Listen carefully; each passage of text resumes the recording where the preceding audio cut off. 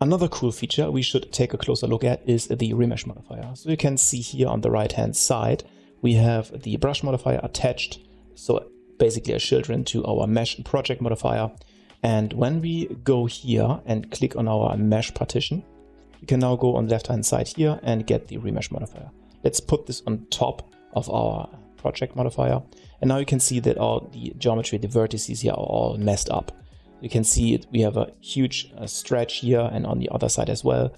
So before we fix that, we can also go here on the right hand side, clicking on the Remesh Modifier.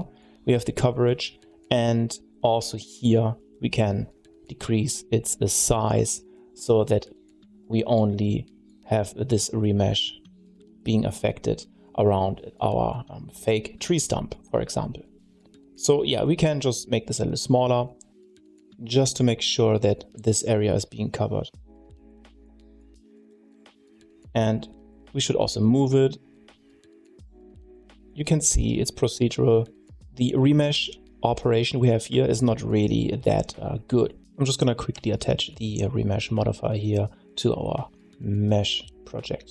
And when we go and change the operation from remesh to tessellate here, you can now see that this tree stump is visible again, and it's looking much smoother. We have more resolution. It's not really that obvious now, but when we go down here and open up the tessellation, because we switched to tessellation, you can see the tessellation level.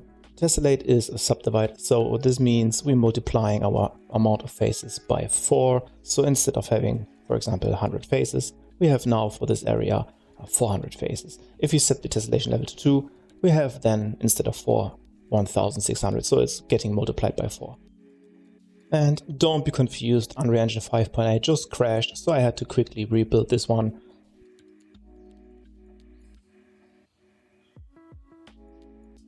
If you're not really sure what we're doing here, just go from lit to wireframe only.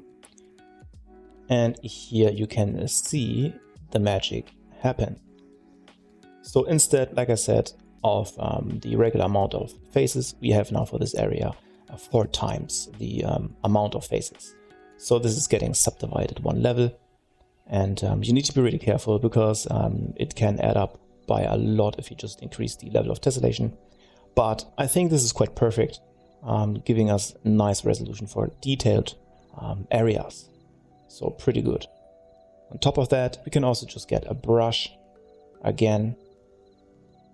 You can just play around with those brushes and see how the subdivision is reacting to that. So it's a lot slower. We should keep in mind that the mesh terrain is not really optimized yet, so it's of course not production ready. When you have a lot of modifiers, especially during production, it is gonna eat up a lot of processing power here.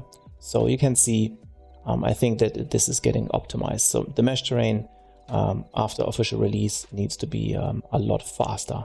But like I said, I believe they are going to fix that issue also. And like I said, I really appreciate the procedural workflow here. We can always remove and add things. It's non-destructive. And I think this is going to give you an edge during development. Just being versatile. So this mesh, I want to have more resolution. Maybe here I want to have less. You can always update. You can always switch. You can always displace. You can always change location, scale, rotation. I mean, during game development, you always need to change scenarios, levels, how the player approaches things. And yeah, this is pretty nice in my opinion. And yeah, this is basically it regarding the Remesh modifier here. Nothing special, but quite effective. A tool you can always use for detailed mesh projections in your game. So we're going to look forward to that, at least I do. And in the next lecture, we should finish our mesh terrain with creating a small cave. So let's do it.